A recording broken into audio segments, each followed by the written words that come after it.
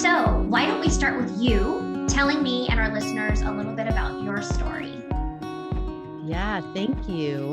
And thank you for having me on the show. I'm delighted to dive in with you. My story, I have a performance background. I've wanted to be on stages since I can remember. And my parents put me into dance classes when I was 9. I took jazz, modern, and some ballet, and got up on that stage, and I don't feel I ever turned back. And I loved it. And then one thing led to the next. I had the bug. It bit And you. I fell in love with all the theater people, and I was in the drama league, and I was in all the school plays, and I'd always come up with all the funny experimental things. That was really exciting for me. And also in art classes. And then I pursued it. I graduated college. I moved to San Francisco. I did theater there. I discovered comedy there, where I was working with a sketch comedy group called Old Man McGinty. And we did a lot of really fun absurdist work and performed often at this place called the Exit Theater in downtown San Francisco. And then one of our members told us they're leaving the Bay Area, and they're going to move to Chicago, and they're going to study improv. And I was like, well, I want to go study improv. So I hightailed it to Chicago after getting married first. I got married. Okay. And then I said to the man that I was married to, who also happened to be an actor, I'm like, we're going to Chicago. And he said, fine, let's go. So we did. Wow. And I interned my way through this place called IO, which was formerly called Improv Olympic. And unfortunately, during the pandemic, they've closed their doors for good. But I interned my way through there and then performed on those stages, and simultaneously was teaching kids acting. And a core faculty member from the Second City was co-teaching with me. And she said, you know what, we're starting a youth program at the Second City, and you love theater and you love improv. Would you come help us start this program? And I said, you want me to work at the Where? Sure.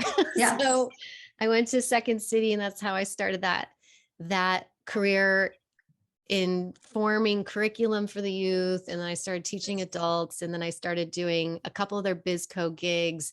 Then I met this executive coach, and he said, hey, would you come do an improv workshop for this team of financial advisors? I was like, yes, and to that.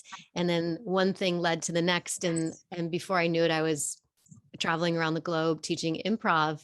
But, say I told you COVID's over tomorrow, and you could look back and you could say, what was that bright spot in COVID? What would be the first thing that came to your mind? The bright spot to this journey that we've all been on for me has been the realization that community really matters, and that we need to really, I feel like we get so caught up. I'll speak for myself. I get so caught up in the day to day before pre-COVID, where I was constantly on the go, and where I was aware of some of the things in the world that we should be considering and thinking about on a systemic level. I wasn't slowing enough down to actually hear things or listen. Yes. Right.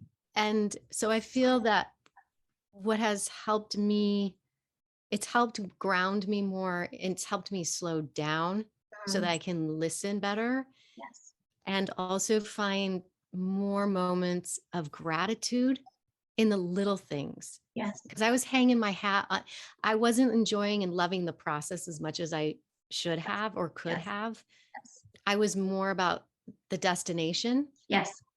And so I feel like that's what I feel, that's the bright shining star from my experience with this pandemic so far.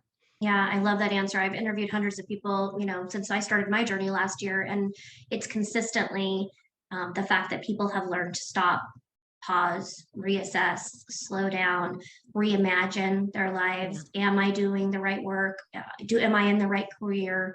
What matters to me? The loss of relationships in a good way, and turning towards a sense of self. That's what we try to do, obviously, at SheBurns. But what advice would you give to our listeners, or to yourself, right, when you look back, about just resiliency overall, and what resilience means to you and how you can kind of translate it into your life. Like, what does it take to truly be a resilient leader, woman, mother, person? Yeah, well, I think it takes deep listening. I believe it also requires us to be present, Mm, which is really challenging to do. yes. We're not trained to really just be in the moment and and trust the moment. And so I'm going to throw in that word trust too. Uh, when I have allowed myself, when I've given myself permission to really trust the moment and that everything's going to be okay, Mhm.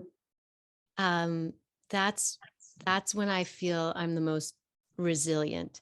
When I start to allow myself to go off into storyland or into panic mode or into all the what ifs on the negative end of things, then that's when I feel powerless and small and not as resilient. And I Mhm. don't allow myself really, and I don't allow myself to go to that space very often, Yes. but when I do, I am, uh, I give myself as much grace around it as I can to say it's Mhm. okay to live in this space for a little bit. It's okay to feel these feelings Yes. and to feel them fully. Right. Because I don't feel that you're truly going to be resilient unless you allow yourself to feel it. Mhm.